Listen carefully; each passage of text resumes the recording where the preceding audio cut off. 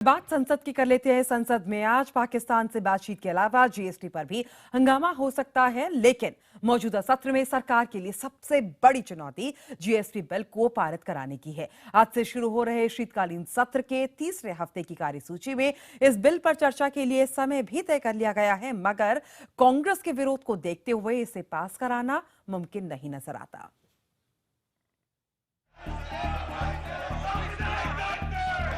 संसद में पिछले हफ्ते जनरल वीके सिंह और कुमारी शैलजा के मुद्दे पर राज्यसभा में जमकर हंगामा हुआ। कांग्रेस समेत तमाम विपक्षी दल सरकार पर हमलावर हैं। इस रुख से सरकार की पेशानी पर बल पड़ गए हैं। सबसे बड़ी चुनौती है जीएसटी बिल को लेकर। सरकार चाहती है कि 23 दिसंबर तक चलने वाले इस सत्र के दौरान वो इस बिल को पास करा ले, मगर कांग्रेस अपनी 3 शर्तों पर अड़ी है।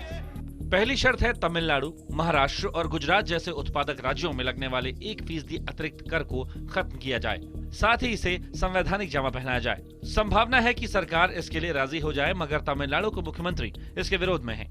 हालांकि संवैधानिक जामा पहनाना सरकार के लिए मुश्किल होगा। कांग्रेस की दूसरी मांग है बिल में टैक्स की ऊपरी सीमा 18% की जाए, ताकि सरकार मनमाने तरीके से इसमें इजाफा न कर सके।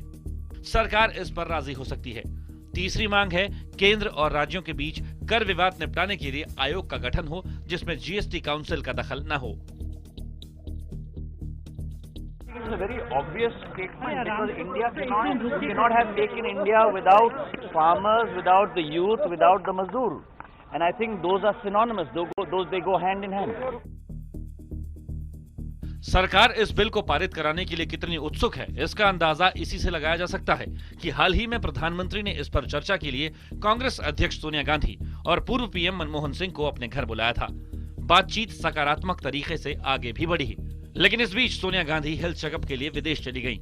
अब उनके आने के बाद ही कांग्रेस अंतिम फैसला लेगी। उधर बीजेपी का कहना है कि अब अगर कांग्रेस विरोध करती है तो वो सिर्फ राजनीतिक वजहों से ही होगा। देखिए, कांग्रेस तो शुरू में इस बिल के पक्ष में भी थी, लेकिन जिस प्रकार से आपत्ति कर रही है उसको देख करके तो यही लगता है कि इस समय कांग्रेस सिर्फ राजनीतिक ढांचे में अपने आप को रखने के लिए इस प्रकार का विरोध कर रही है। इतनी जद्दोजहद के बाद अभी भी आने वाले दिनों में जीएसटी पर घमासान देखने को मिल सकता है। सरकार इस बिल को मानसून सत्र में ही पास कराना चाहती थी, मगर उस सत्र में हंगामे की वजह से ऐसा नहीं हो पाया। अगर इस सत्र में भी बिल पास नहीं हुआ तो फिर इसे तय समय पर लागू कराना मुमकिन नहीं होगा। कांग्रेस और बीजेपी दोनों ही जानते हैं कि देश की आर्थिक तरक्की के लिए जीएसटी बिल का पास होना बेहद जरूरी है, लेकिन जब कांग्रेस सत्ता में थी तो राजनीतिक कारणों से बीजेपी विरोध करती थी, और अब जब बीजेपी सत्ता में है तो कांग्रेस उसी भूमिका में है। ऐसे में सवाल उठता है कि आखिर कब देश हित राजनीतिक आरोप प्रत्यारोप को मात दे पाएगा। कैमरामैन करम सिंह के साथ विक्रांत यादव, दिल्ली, IVN7। और चर्चा के लिए सीधे हमारे साथ जुड़ रहे हमारे संवाददाता अरुण सिंह। अरुण, राज्यसभा में नंबर्स की रियलिटी को देखते हुए सरकार ने कांग्रेस के तरफ बातचीत का हाथ बढ़ाया था, क्या उससे मुश्किलें आसान होंगी? और आज और पूरे हफ्ते हम क्या उम्मीद करें संसद से? देखिए पायल, सेलेक्ट कमेटी की रिपोर्ट आने के बाद राज्यसभा में इस बिल को पास कराने के लिए सरकार पुरजोर कोशिश कर रही है, और इसी तरह से उसने एक कोशिश के तहत जो है सोनिया गांधी और मनमोहन सिंह को प्रधानमंत्री ने बुलाया भी था, उनसे चर्चा भी की थी।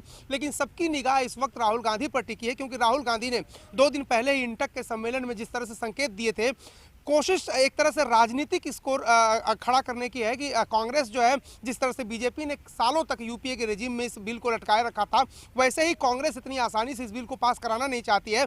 और अंदरूनी सूत्र जो हैं कांग्रेस के, उन्होंने राहुल गांधी को ये बताया है कि अगर ये बिल पास हो गया तो लगभग 1 लाख करोड़ का additional revenue government of India को हो सकता है, और ये जो पैसा है अगर वो विकास कार्यों में लगाते हैं तो पॉलिटिकली जो पार्टी के लिए वो ठीक नहीं होगा, और इसलिए राहुल गांधी रिकंसीडर कर रहे हैं, अपने सलाहकारों से बातचीत कर रहे हैं। तो देखना ये दिलचस्प होगा कि सोनिया गांधी स्वदेश वापस आज कह रही कांग्रेस की वो संसद की कार्रवाई में हिस्सा लेंगी, तो सोनिया गांधी से बातचीत करके राहुल गांधी क्या फैसला लेते हैं।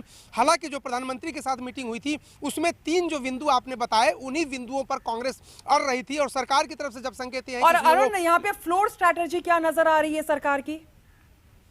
देखिए, सरकार की तरफ से कोशिश ये की जा रही है कि अगर कांग्रेस साथ नहीं भी आती है खुल के, तो और जो उसके साथ सहयोगी दल हैं विपक्ष में जो हैं उनको साथ लाया जाए, ताकि कांग्रेस पर दबाव बनाया जाए। और उसका नतीजा भी आपको देखने को मिला होगा पिछले हफ्ते की कार्रवाई में। एक तरफ से बीएसपी सुप्रीमो मायावती ने खुलेआम समर्थन किया है जीएसटी बिल का। इसके अलावा जेडीयू ने भी, नीतीश कुमार ने भी, और संसद में जो उनके प्रतिनिधि हैं केसी त्यागी राज्यसभा में, उन्होंने भी खुलेआम ये ऐलान किया है कि वो जीएसटी का समर्थन करेंगे। तो स्ट्रेटेजी सरकार की तरफ से ये है कि ज्यादा से ज्यादा विपक्षी दलों को अपने खेमे में लाया जाए, ताकि दबाव कांग्रेस पर हो कि देश की तरक्की का एक बिल वो रोक रही है, और उस दबाव में कांग्रेस भी सपोर्ट करने के लिए तैयार हो जाए। बहुत बहुत शुक्रिया अरुण, हमारे साथ जुड़ने के लिए और तमाम जानकारी देने के लिए।